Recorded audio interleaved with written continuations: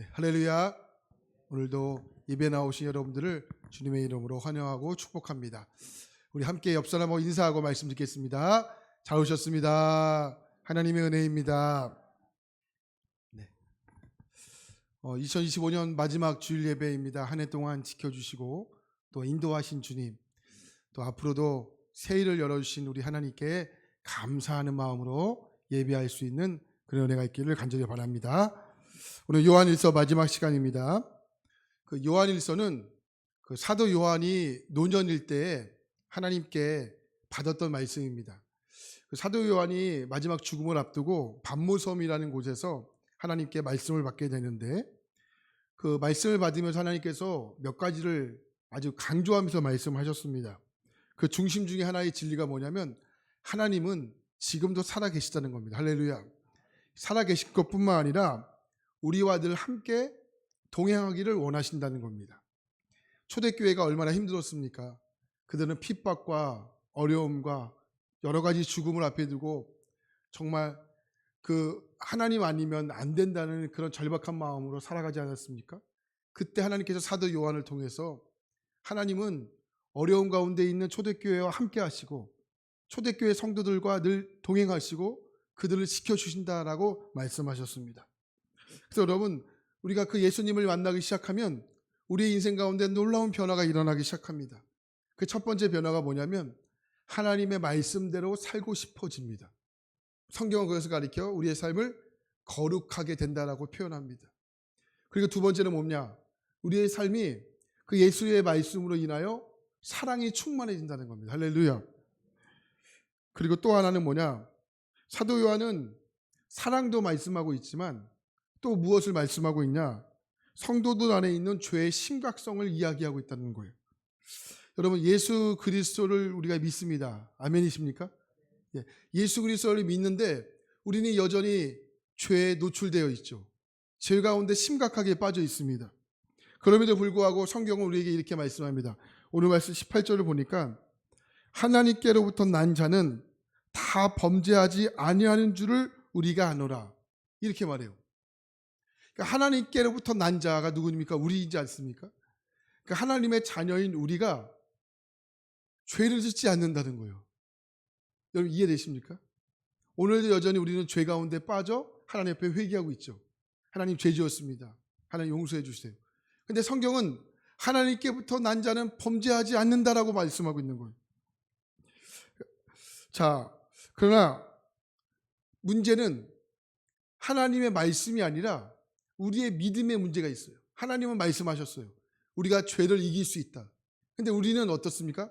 하나님, 죄는 못 이깁니다. 죄는 여전히 우리를 유혹합니다. 그러니까 여러분, 하나님의 말씀에 문제가 있는 것이 아니라 우리의 믿음에 문제가 있다는 것을 아셔야 됩니다.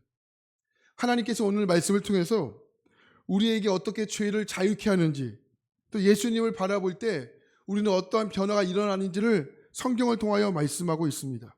성경에는 하나님의 자녀를 말씀하고 있고요, 마귀의 자녀가 있다고 말씀하고 있습니다. 그러니까 의를 행하고 자녀를 사랑하는 자는 누구입니까? 하나님의 자녀겠죠. 반대로 의를 행하지 않고 형제를 사랑하지 않는 자는 누구입니까? 마귀의 자녀겠죠. 그러니까 성경은 분명해요. 단호합니다. 아주 명확합니다. 하나님의 말씀을 사랑하면, 하나님의 말씀대로 행하면 하나님의 자녀고, 하나님의 말씀을 사랑하지 않고 하나님의 말씀을 행하지 않으면 마귀의 자녀다라고 분명히 말씀하고 있는 거예요. 사도 요한은 오늘 요한 일서를 쓰면서 안타깝게 여깁니다. 그 안타깝게 여기는 것이 뭐냐? 아직 초대교회 안에 심각한 죄에 빠져 허우적대고 있는 사람들이 있다는 거예요. 자, 사도 요한은요, 근데 또 하나를 말씀합니다. 죄에 빠져 허우적대고 있는 사람들을, 그 죄의 심각성을 이야기하면서 죄에 빠져 허우적대고 있는 사람들을 비난하지 말라는 거예요. 비난하지 말 것을 이야기하고 있고, 더 나아가 그들을 위해서 기도하라라고 말씀하고 있습니다. 여러분 한 주간을 잘 생각해 보세요. 여러분, 이번 한 주간 하나님의 말씀대로 온전히 살고 오셨습니까? 하나님의 말씀이 여러분의 감정보다, 여러분의 성깔보다 먼저 앞서 있으셨습니까? 하나님의 말씀이 여러분의 모든 상황보다 더 앞서 있으셨습니까? 그러니까 우리는 여기서 자신 있어 하지 못합니다. 하나님의 말씀은 하나님의 말씀이고 내 상황은 내 상황인 거예요. 하나님의 말씀은 하나님의 말씀이고 내 감정은 내 감정인 거예요. 그러니까 하나님의 말씀이요, 우리의 상황조차, 우리의 감정조차 바꾸지 못합니다. 하나님의 말씀이 살아있다고 우리는 알지만 그 살아있는 하나님의 말씀이 우리의 부부의 관계조차 이끌지 못합니다. 그러면서 우리는 주님이 살아있다고 고백을 하죠. 여러분, 우리가 이런 질문이 생길 수 있어요. 우리가 정말 예수 그리스도를 믿으면 어떻게 죄를 짓지 않는 것입니까? 그래서 우리는 나의 경험과 생각이 아니라 언제나 하나님의 말씀을 붙잡아야 됩니다. 하나님의 말씀을 붙잡는 것이 믿음이고 하나님의 말씀을 붙잡는 것이 우리의 신앙입니다. 오늘 사도 요한은 분명히 이렇게 말합니다. 18절 말씀을 보면 한번 같이 볼까요? 18절입니다. 시작. 하나님께로부터 난 자는 하나님께로부터 나신 자가 그를 지키심에 악한 자가 그를 만지지도 못하느니라. 또한 요한일서 3장 9절을 보면 이렇게 말합니다. 하나님께로부터 난 자가 죄를 짓지 아니하나니 이는 하나님의 씨가 그의 속에 거하며 그도 범죄하지 못하는 것은 하나님께로부터 났음이라. 아멘. 우리 몇 주 전에 우리 3장 9절의 말씀을 한번 살펴보았는데 하나님의 씨가 뭡니까? 하나님의 씨는 하나님의 말씀이죠. 하나님의 씨가 어디? 우리 안에 거한다라고 말해요. 여러분, 우리가 사실 우리의 경험으로는 이 말씀이 이해가 안 돼요. 예수님을 믿어도 어쩔 수 없이 죄를 짓는다라고 우리는 여기며 살아가요. 근데 성경은 분명하고도 단호하게 이렇게 얘기하죠. 하나님께로부터 난 자마다 죄를 이긴다 이렇게 얘기해요. 그렇다면 무엇이 문제일까요? 하나님의 말씀이 문제일까요? 하나님의 말씀은 우리가 죄를 이긴다라고 이야기하고 우리는 죄를 이기지 못한다고 이야기하고, 그럼 뭐가 문제일까요? 하나님의 말씀이 문제일까요? 아니면 우리의 믿음이 문제일까요? 우리의 믿음이 문제겠죠. 하나님의 말씀을 100% 온전히 믿지 못하는 우리의 믿음이 문제가 있겠죠. 하나님은 어떤 분이십니까? 하나님은 천지를 창조하신 분이시죠. 하나님은 어떤 분이십니까? 나를 살리신 분이시죠. 하나님은 어떤 분이십니까? 예수님을 이 땅에 보내주신 분이시죠. 천지를 창조하시고 나를 사랑하시고 예수님을 이 땅에 보내주신 분이 하나님이신데, 여러분, 그 하나님이 우리가 죄를 이기지 못하도록 하시겠습니까? 그 하나님이 천지를 만드셨는데 우리가 죄를 이기도록 하지 못하게 하시겠습니까? 아닙니다. 그 하나님이 죄를 이기도록 우리를 만드셨습니다. 에스겔 36장을 보면요, 하나님이 우리에게 놀라운 약속을 주셨어요. 그 놀라운 약속은 뭐냐면 하나님의 영을 우리에게 부어주셨다고 말씀하세요. 하나님의 마음을 우리 마음에 부어주셨다고 말씀하세요. 그래서 우리의 마음은 어떤 마음이냐면 하나님을 믿기 전에는 우리의 마음이 아주 굳은 마음이었대요. 강팍한 마음이었대요. 근데 하나님을 믿은 다음부터는 하나님은 우리 가운데 부드러운 마음을 주셨대요. 하나님은 우리 마음을, 하나님 말씀을 지키도록 하는 마음을 주셨대요. 그게 누구입니까? 하나님의 자녀라는 거예요. 여러분, 우리 참 신기하지 않아요? 여러분, 우리가 죄를 지으면 이렇게 마음이 두근거려요. 죄를 지으면 이렇게 마음이 뭐라 그럴까? 불안해요. 여러분, 이게요, 세상 사람들은 갖지 못하는 마음이에요. 우리가 죄를 짓고 우리가 하나님의 말씀대로 살고 싶어지고, 이게 우리의 마음이 아니고 하나님이 우리 가운데 하나님의 마음을 부어주셨기 때문에 가능한 거예요. 할렐루야. 여러분, 정말 이런 마음이 우리 가운데 없다면 여러분, 우리의 믿음을 점검해 보셔야 돼요. 과연 우리의 마음에 하나님이 계시는가? 우리의 마음에 말씀이 있는가를 점검해 보셔야 하는 겁니다. 여러분, 우리가요, 죄를 짓는 이유가 뭘까요? 죄의 유혹이 강해서 질까요? 아니면 우리의 믿음이 약해서 질까요? 좋은 말다 대답해 보세요. 죄의 유혹이 강해져져요? 믿음이 약해져지는 거예요. 믿음이 약해집니까? 죄의 유혹이 강해졌다고 한다면 지금도 죄를 짓고 있으셔야 돼요. 지금도. 근데 지금은 죄를 지을 생각을 안 하시잖아요. 왜요? 옆에 있는 사람이 보고 있기 때문에. 옆에 있는 사람이 보고 있는데 죄를 지을 생각을 하겠습니까?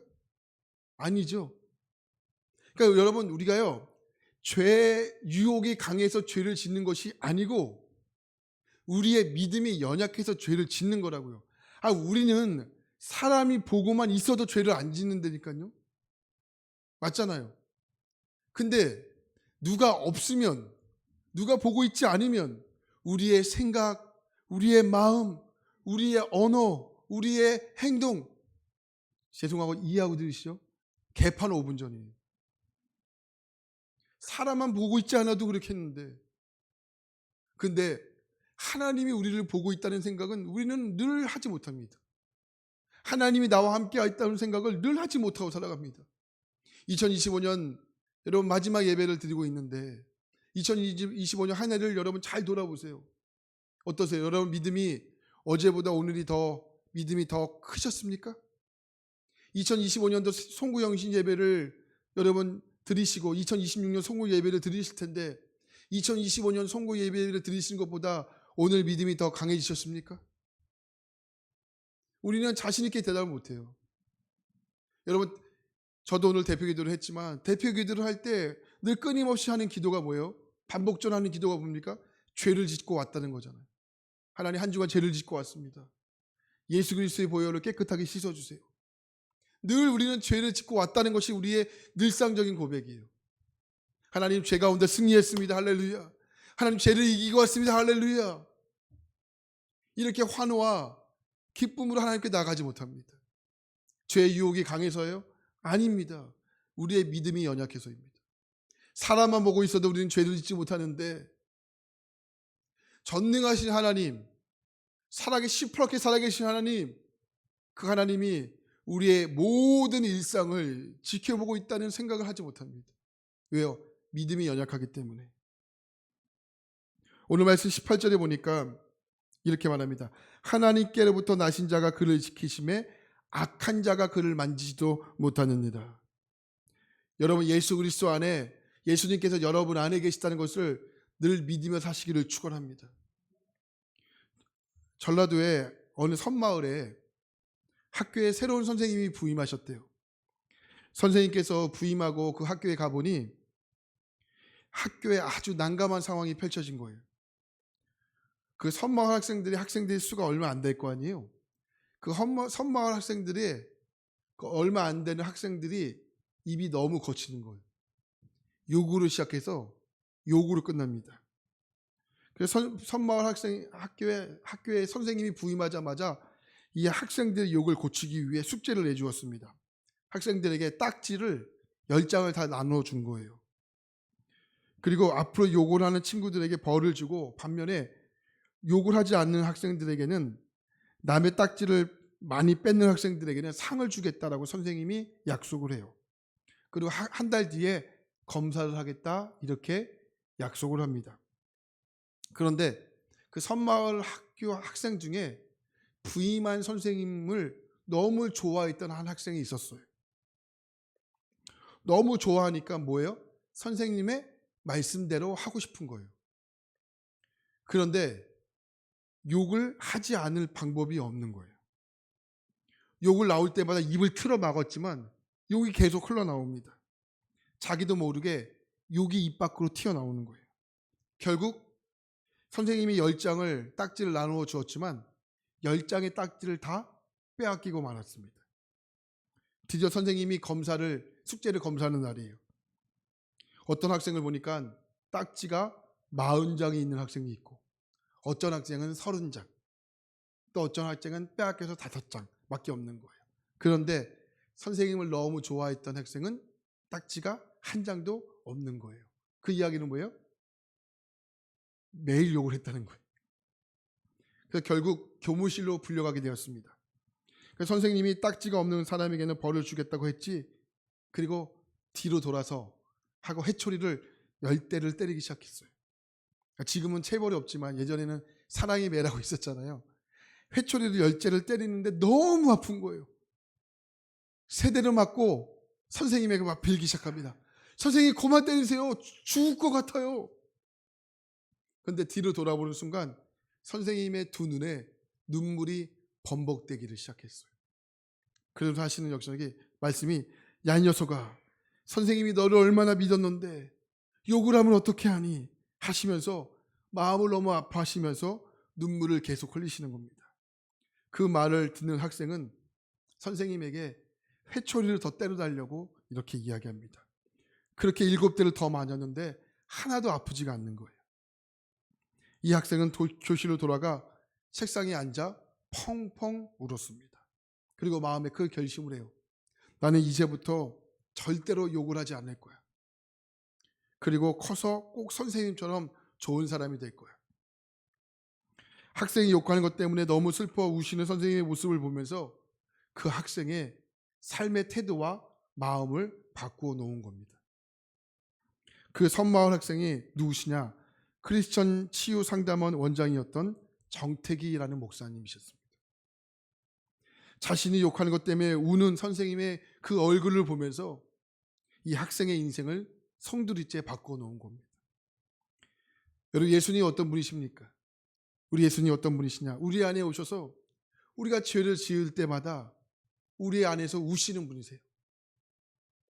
우리가 그 예수님을 진짜 믿고 산다면 우리의 일상 가운데 어떻게 변하지 않을 수 있겠습니까? 어떻게 죄 가운데 머물 수 있겠습니까? 빌립보서 2장 12절 말씀을 보면 주님이 이렇게 말씀하세요. 항상 복종하여 두렵고 떨림으로 너희 구원을 이루라, 이렇게 말해요. 예수님께서 우리 안에 계신 것을 믿는다면 우리는 그분 앞에 두렵고 떨린 마음으로 항상 살아야 하지 않겠습니까? 팀 하셀이라는 교육학자가 있어요. 그 교육학자가 쓴 책이 열정, 성국, 리더십이라는 책인데 이 책에서 이 한 예화를 이렇게 이야기합니다. 오랜 동안 만났던 한 친구의 이야기를 해주는데 이 친구가 10년 전에는 아주 성실한 크리스천이었대요. 근데 10년을 지나고 이 친구를 만났는데 성실한 크리스천이 아니라 충만한 크리스천이 되어 있었대요. 그의 얼굴에는 기쁨이 넘쳤고 말에는 힘이 넘쳤고 전반적인 분위기에는 생기가 넘쳤대요. 그래서 이 팀 하셀이라는 사람이 그 10년 전에 만났던 그 친구에게 조심스럽게 이렇게 얘기하겠대요. 너 10년 동안 무슨 일이 있었어? 그랬더니 이 친구가 특별한 일이 없었어.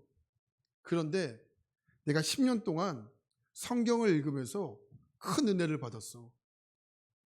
그 중에서도 로마서를 읽다가 내가 큰 은혜를 받았는데 로마서를 읽다가 이런 은혜를 받았어. 내가 얼마나 큰 죄인이라는 것과 내 안에, 내 마음 안에 성령님이 계시다는 사실을 말씀을 읽을 때마다 새롭게 깨달았어. 그러자 팀 할셀이 되묻습니다.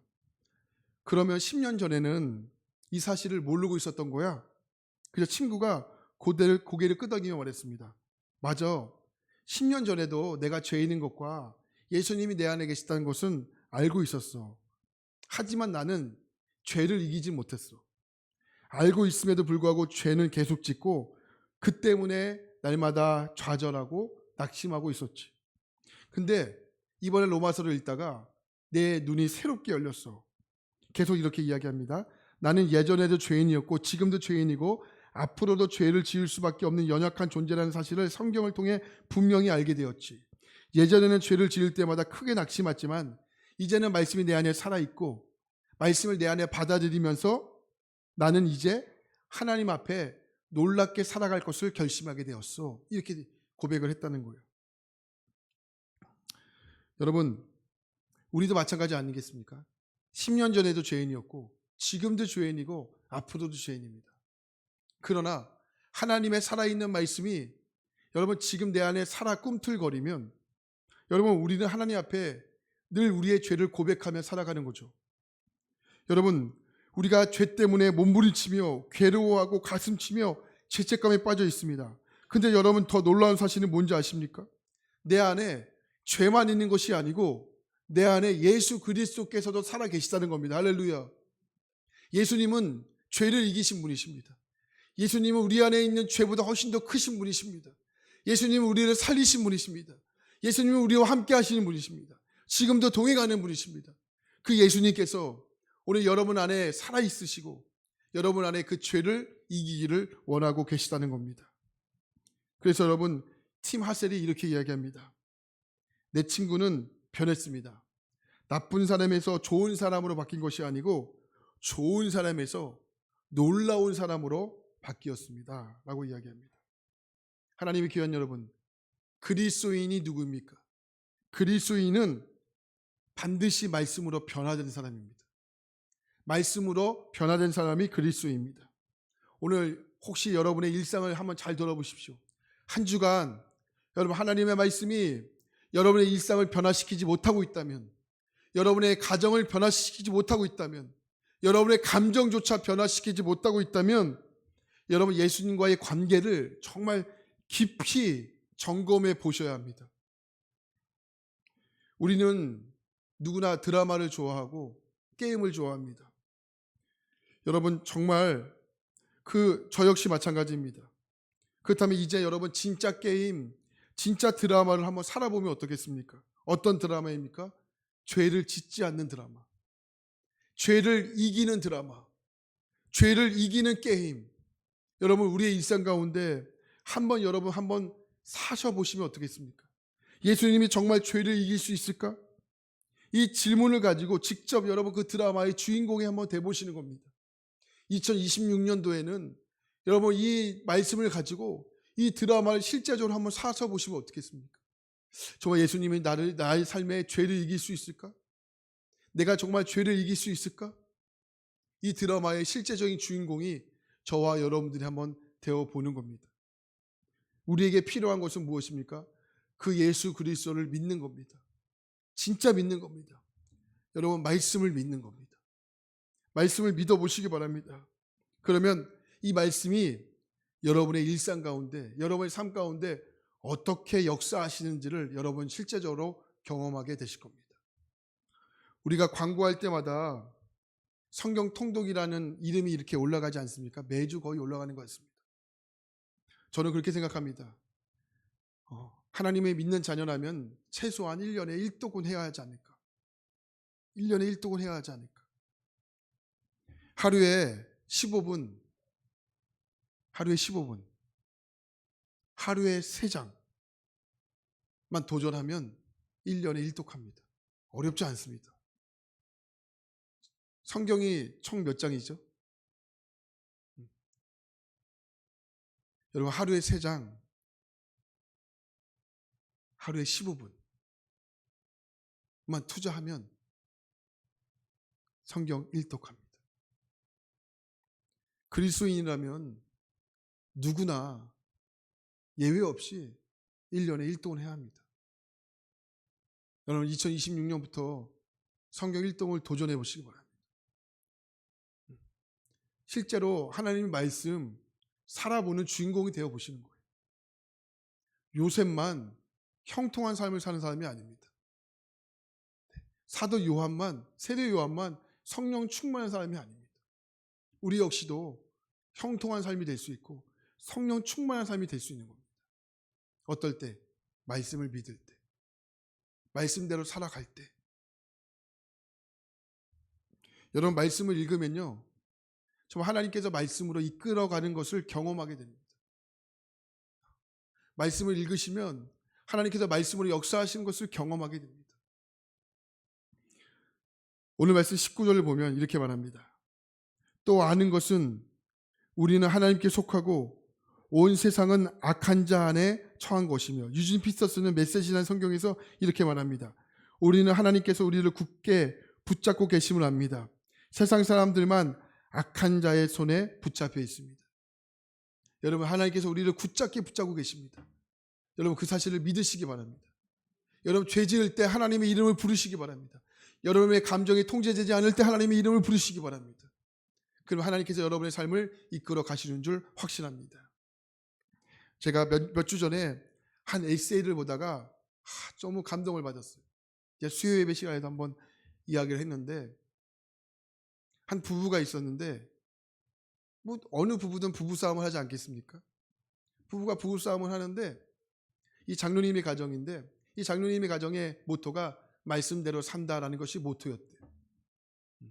근데 부부싸움을 하다가 하나님 말씀에 그런 말씀이 적혀져 있지 않습니까? 해가 지도록 분을 품지 말고. 해가 지도록 분을 품지 말고. 그러니까 이 장로님의 가정의 모토가 말씀으로 산다라는 거니까, 이 부부싸움 하다가도 감정이 격해져도 말씀대로 살아야 되기 때문에 이렇게 얘기한대요. 남편 장로님께서. 여보, 해가 지네. 한번 따라해 볼까요? 여보, 해가 지네. 그러면 아내 권사님께서 아무 말도 하지 않고 이렇게 얘기한대요. 알았어요. 한번 따라해 볼까요? 알았어요. 그러면 이제 화해가 된다는 거예요. 말씀대로 무단히 살기 위해서 그 가정의 모토가 말씀대로 산다라는 거예요. 제가 그거 읽고 참 크게 감동을 받았어요. 말씀이 힘이구나. 말씀이 능력이구나. 근데 또 하나 안 것은 뭐냐면, 말씀을 알아야 말씀대로 살 거 아니야. 말씀을 알아야. 그래서 제가 그래서 보는 사람마다 하루에 3장을 읽으세요. 하루에 15분만 투자하세요. 그럼 일독합니다. 이렇게 해요. 제가 목장속을 담당하고 있지 않습니까? 목장속을 담당하고 있는데, 이 목장속 분들하고 1월 1일 딱 되면 그 핸드폰 어플에서 성경 통독을 시작을 해요. 올해도 한 50몇 명이 같이 시작을 했는데, 한 26명은 떨어져 나갔고, 한 26명이 통독을 했어요. 통독을 했어요. 하루에 3장, 15분. 15분만 드라마 보지 마시고 성경을 보세요. 이게 진짜 드라마예요. 이게 진짜 드라마. 할렐루야. 여기에 부부 클리닉도 다 있고, 여기에 다 있는 거예요. 여기에 이혼 숙녀 뭐 다 있어요. 여기. 또 뭐 있어요? 또 뭐 금쪽 같은 내 새끼 다 있어요. 여기 다 있는 겁니다. 성경이 진짜 드라마예요. 이 재밌는 드라마 그냥 놔두시고 왜 다른 드라마를 보십니까? 여러분 2026년도에 한번 도전해 보시기 바랍니다. 어떤 도전? 나는 성경 일독할 거다. 할렐루야. 도전해 보시기 바라요. 좋은 말 할 때 할렐루야.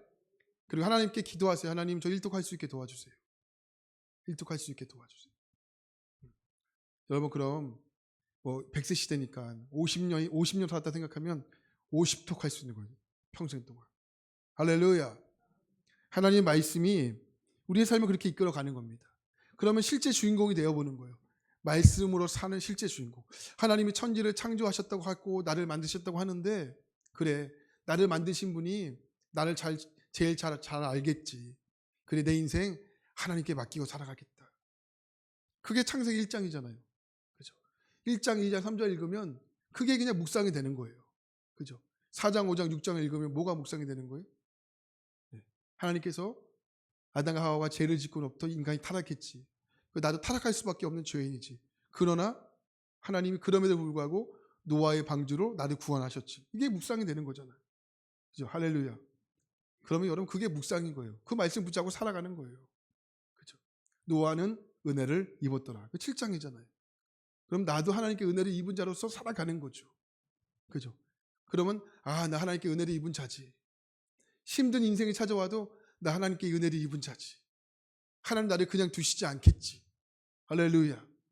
제가 오후 예배에도 뭐 이런 이야기를 할 텐데, 여러분 2025년도 어떤 분들에게는 참 힘든 분들도 계실 테고, 어떤 분들에게는 참 밤잠을 설친 분들도 계실 테고, 질병의 어려움 때문에.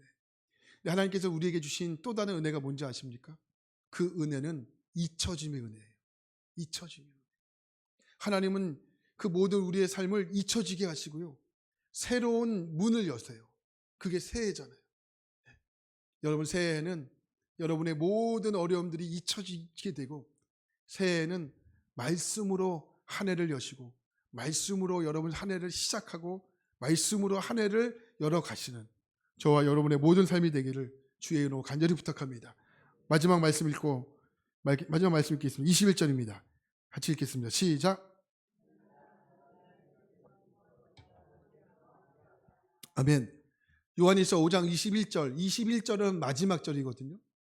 사도 요한은 왜 마지막 절을 기록하면서 자녀들아 너희 자신을 지켜 우상에게 멀리하라 이 말씀을 썼을까요?